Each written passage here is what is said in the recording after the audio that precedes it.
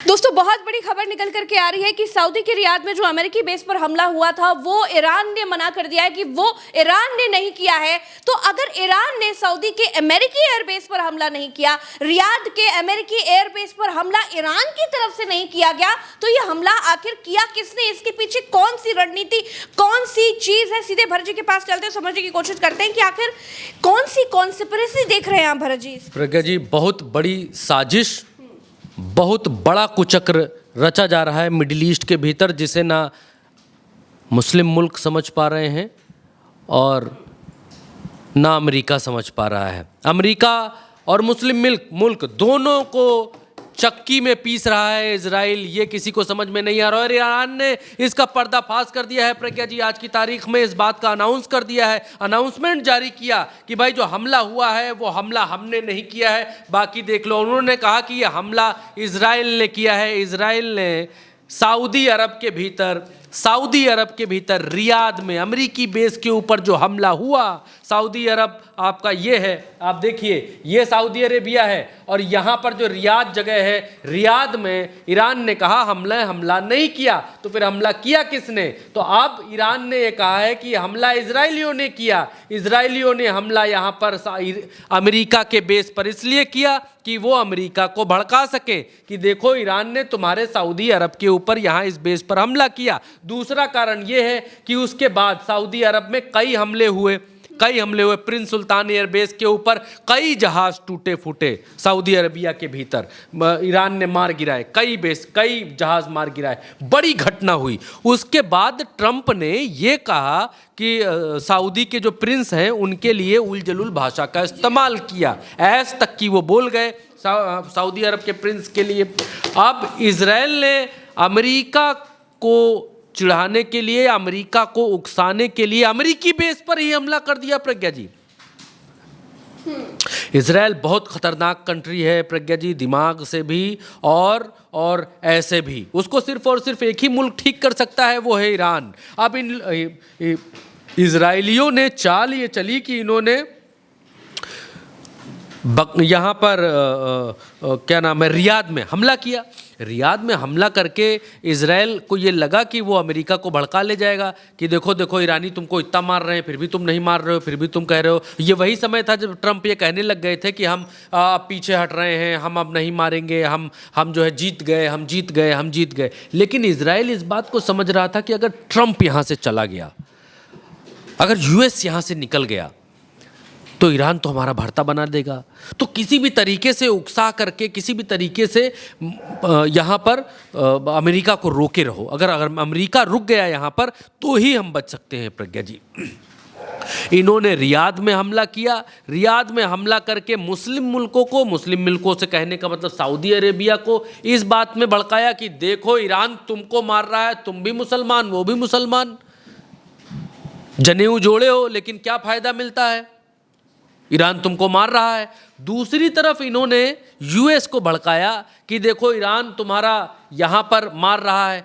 तीसरी तरफ इन्होंने यूएस को ये भी इंटेल पहुँचाया कि सऊदी अरेबिया ईरान से मिला हुआ है और सऊदी में आपके जितने बेस हैं उसके ऊपर लगातार हमले हो रहे हैं। क्या आपको ऐसा नहीं लगता है? देखिए आपके प्रिंस सुल्तान बेस के ऊपर हमला हुआ, पहले छोटा हुआ था, फिर एक और 2 बार हमला हुआ, फिर रियाद में हमला हो गया। तो अब ये अमेरिका को इस बात के लिए भी उकसाने लगा कि भाई यहाँ पर जो हमले हो रहे हैं ये सब मुसलमान कंट्रीज़ हैं, ये आपस में मिली हुई हैं, इनके ऊपर भरोसा ना करना। और उसी फ्रस्ट्रेशन में आकर के ट्रंप ने गाली दी थी अभी कुछ दिन पहले, मालूम होगा आप लोगों को, सऊदी के प्रिंस को। तो इजराइल और यहाँ बिल्कुल क्लियर कट कह दिया ईरान ने। अभी तक जो है ईरान जहाँ मार रहा है, जहाँ डैमेज कर रहा है, वहाँ वो कह रहा है कि हाँ हमने मारा जी, उखाड़ो जो उखाड़ना है। अब देखिए ईरान टुडे के हवाले से ये खबर, और इस खबर में क्या कह रहा है ईरान इस बात को कह रहा है कि ईरान के जो रेवोल्यूशनरी गार्ड ने रियाद में अमेरिकी दूतावास पर हुए हमले में किसी भी तरह की संलिप्तता से इनकार किया, घटना की निंदा की, उकसावे के लिए जयोनी गुर्गों यानी इजरायली गुर्गों को दोषी ठहराया और पश्चिमी एशियाई देशों से क्षेत्र को अस्थिर करने के अमेरिकी इजरायली प्रयासों के प्रति सतर्क रहने करने का आग्रह यहाँ पर किया कि अमेरिकी इजरायली ये जो भड़का रहे हैं, इन्होंने ये क्लियर करने की कोशिश की सऊदी अरब से कि हम आपके किसी भी उस बेस पर हमला नहीं कर रहे हैं जहाँ पर अमेरिकियों की आमद नहीं है या बहुत कम है, जहाँ पर आपका ज़्यादा नुकसान हो सकता है हम वहाँ हमला नहीं कर रहे, लेकिन जहाँ अमेरिकी भरे पड़े हैं, इनके बेसेस बड़े बड़े हैं, हम वहाँ हमला कर रहे हैं और मार रहे हैं। लेकिन ईरान ने ये क्लियर किया कि हमने वहाँ तो बम नहीं मारा। अब जब गुरु हमने मिसाइल रियाद में नहीं मारी, मार तो हम ही सकते थे, हमने मारी नहीं, अमेरिका खुद अपने ऊपर मारेगा नहीं, तो फिर मारा किसने? हिजबुल्लाह से पता किया गया कि भाई तुम तो नहीं चलाए हो वहाँ से सऊदी के रियाद में मिसाइल, तो हिजबुल्लाह बोला कि भाई हम भी नहीं चलाए, हम तो यहाँ नहीं मारे, हमारे पास इतनी लंबी दूरी वाली अभी है नहीं, हम तो यहीं लेबनान से बगले बगल पीट रहे हैं इनको। फिर हुती से पूछा गया, हुतियों ने कहा कि भाई हम तो तब ऐलान ही नहीं किए थे। ये यमन में यहाँ हुती से पूछा गया, यहाँ हिजबुल्लाह से, यहाँ ये जो लेबनान है, लेबनान में हिजबुल्लाह से पूछा गया, यहाँ हुती से पूछा गया, फिर मिलिशिया ग्रुपों से पूछा गया प्रज्ञा जी कि मिलिशिया ग्रुप जो यहाँ इराक में एक्टिव हैं, क्या आप लोगों ने रियाद पर मारा है? तो उन लोगों ने भी मना किया कि हम रियाद पर नहीं मार रहे हैं। उन्होंने कहा कि मिलिशिया ग्रुप, हम इराक में जो मिलिट्री इनके बेसेस हैं अमेरिका के, हम वहाँ मार रहे हैं। लेबनान ने कहा हम जी यहाँ मार रहे हैं। यमन ने कहा कि जो हम तो ये लाल सागर में भी इनको पीट रहे हैं, हम ज़्यादा दूर जा ही नहीं रहे, हम तो यहाँ भी नहीं मार रहे हैं, हमारी इनकी बहुत ज़्यादा दूरी है, हमारी तो ईरान से भी ज़्यादा दूरी है, तो हम वहाँ मार के क्या करेंगे? फिर ईरान ने कहा कि मारा तो गुरु हमने भी नहीं है, मारा तो गुरु हमने भी नहीं है, तो फिर मारा किसने है? मारा किसने है? तब जब तहकीकात की इन्होंने, तब पता लगाया कि भाई एक ही आदमी मार सकता है, फिर बचा कौन? फिर बचा कौन? और इसीलिए इन्होंने ट्वीट किया, और ट्वीट करके ये लिख करके ये बतला रहे हैं कि होशियार रहो इन दगाबाजों से, हमने न मारा भैया। ये कह रहे हैं हमने न मारा भैया।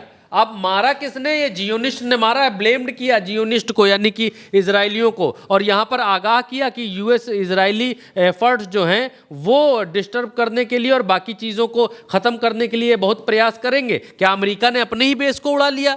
यहाँ ये भी हो सकता है। यहाँ ईरान ने नहीं कहा कि अमेरिका ने खुद पर नहीं मारा, उन्होंने कहा कि अमेरिका और इजरायलियों से होशियार रहो भैया, हम लोगों ने नहीं मारा, हमारे जितने संगठन हैं उनने नहीं मारा, हमने नहीं मारा।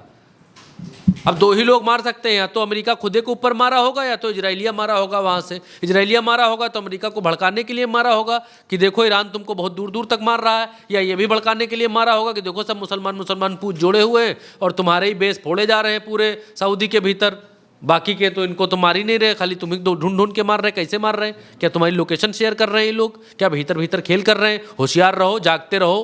तो ये ईरान या तो इजराइल या तो अमेरिका, और यहाँ पर बहुत क्लियर कट साफ किया। और दूसरी बात, ये बड़ी खबर निकल करके आई प्रज्ञा जी, अमेरिका का हाल और इजराइल का हाल ईरान के भीतर ये है कि जिस गाड़ी में, दिखाइए स्क्रीन पर, जिस गाड़ी में हमारे यहाँ कूड़ा ढोया जाता है, बाहर कूड़ा लेने वाला गाड़ी वाला आया, घर से कूड़ा निकाल, छोटी वाली ठेलिया लेके आता है ना कूड़ा लेने, उस कूड़े की ठेलिया में अमेरिकी जहाज के पुर्जे लादे जा रहे हैं।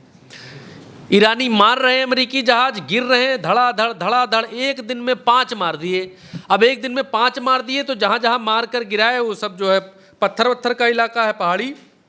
अब वहाँ पर जो है ठेलिया में, ये इतनी इंटरनेशनल बेइज्जती तो अमेरिका की कभी नहीं हुई होगी कि हमारे स्टिल्थ विमान हैं हमारे पास इतने बड़े बड़े, जिनको हम कहते हैं कोई छू तक नहीं सकता है, अदृश्य विमान हमारे ये हैं, उनको ये कूड़ा गाड़ी में उठा करके लेके जा रहे हैं, मार रहे हैं, मार करके कूड़ा गाड़ी में उठा करके ले जा रहे हैं। इतनी बेइज्जती आप देखिए कि इनके जो जहाज़ हैं उन पर सब जो है कूड़ा गाड़ियों में लादे जा रहे हैं, और भंगार कबाड़ी भी ऐसा सामान ना खरीदे, इतना इसकी दुर्दशा कर दी है प्रज्ञा जी कि लोहा और टीन और डेगचून और प्लास्टिक में इनको अंतर ही मालूम नहीं चल रहा है कि कौन इसमें लोहा था कौन डेगचून था। सब एकदम, कबाड़ी वाला भी ना पूछे, कबाड़ी वाला भी अगर लेने आए तो वो भी कहे कि भैया 2-4 दिन का समय दो, डेगचून लोहा प्लास्टिक सब हम अलग अलग कर लें, तब हम इसमें से ले करके। ये अमेरिकी जहाज़ों का जो है हाल आपके सामने, ये दुर्दशा जो ईरान कर रहा है, आप देखिए आपके सामने क्या दुर्दशा है अमेरिकी जहाज़ों की।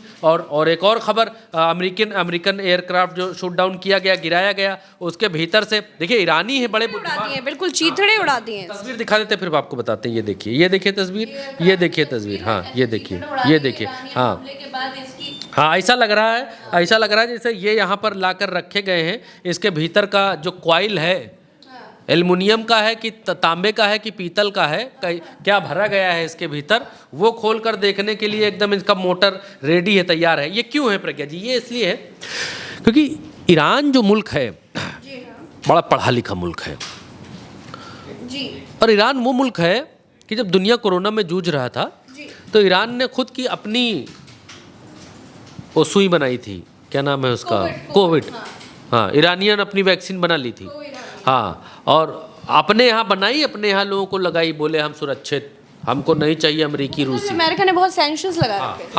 हमको नहीं, हमको चाहिए ही नहीं, हम खुद ही बना लेंगे। तो ये लोग इतने शिक्षित हैं, यहाँ वैज्ञानिकों की जो बुद्धि लब्धि है वो इतनी आगे है दुनिया में कि इतनी, चलिए दूसरी साइंस की तो बात ही हटा देते हैं, सिर्फ और सिर्फ ड्रोन की तकनीक में आप देख लीजिए कितने माहिर हैं। अमेरिका तक को कॉपी करके लूकस बनाना पड़ गया और उसको ही अपने समंदर में गिरा रहे हैं। अब ये तो कहिए किसी दिन ये ना आ जाए कि लूकस के ऊपर समंदर में ईरानी बच्चे ऊपर जो है खेल रहे हैं, नाव बना के जो उसके ऊपर खेल रहे हैं, कहीं ये तस्वीर ना आ जाए तो अमेरिका की तो भद्द ही पिट जाएगी दुनिया में। अब ये जो तस्वीरें आ रही हैं प्रज्ञा जी, इन तस्वीरों से अब ईरानी इसको देख रहे हैं कि अमेरिकी ऐसा क्या कर रहे हैं कि कौन सा स्टिल्थ बना रहे हैं, कौन सा ये बना रहे हैं, क्या इसमें ऐसा बना ले रहे हैं। और बहुत बड़ी बात नहीं है प्रज्ञा जी, अगर अभी कुछ समय के बाद, अभी युद्ध खत्म होने के बाद या उसके 2-4 साल बाद ईरान ये ऐलान कर दे कि भाई हमने एक ऐसा स्टिल्थ विमान बनाया है जिसको ना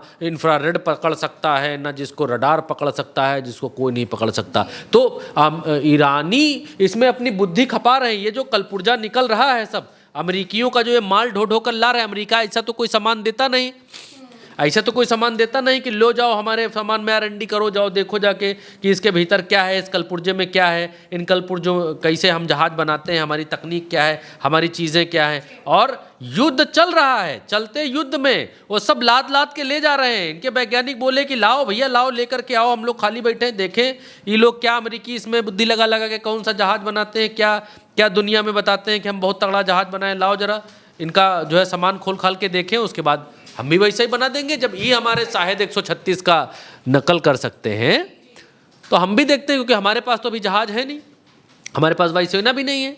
तो देखा जाए जरा वायुसेना में भी थोड़ा डालकर देखा जाए, ये हजारों करोड़ों अरबों मिलियन डॉलर का जहाज बनाते हैं, हम सस्ता वाला बना देंगे इनकी तकनीक जैसा। अब ईरान का इसमें कोई तोड़ ही नहीं है प्रज्ञा जी, कोई तोड़ ही नहीं है। सस्ता काम, अच्छा काम और ज़्यादा विध्वंस करने वाला आइटम बनाने में कोई तोड़ ही नहीं है, महारत हासिल है इन लोगों को इसमें। अब प्रेस टीवी के हवाले से खबर यहाँ पर ये दी गई कि ईरानियन मिसाइल जो है, जब हम आपसे बात कर रहे हैं तो तेल अवीव में गहरा इम्पैक्ट कर रही हैं और वहाँ पर गिर रही हैं। आसमान में किस तरह का धुआं दिखाई दे रहा है। अब तो ये खबरें दिखाना भी मतलब छोटा लगने लगा है, ऐसा लगने लगा है जैसे अरे तो सब छोटी छोटी खबरें हैं, ये क्या दिखाएं, धुआं उठ रहा, बिल्डिंग से निकल रहा, तेल अवीव में हमला हो रहा, लेकिन तेल अवीव को एकदम जो है शमशान टाइप का बदल के बना दिया है। अब ये प्रेस टीवी के हवाले से खबर आपके सामने प्रज्ञा जी है, इसमें ये कहा गया है कि ईरानियन एयर डिफेंस जो है उसने AGM 158 जैसम जो क्रूज मिसाइल है इन लोगों की, अमेरिका और इजराइल की,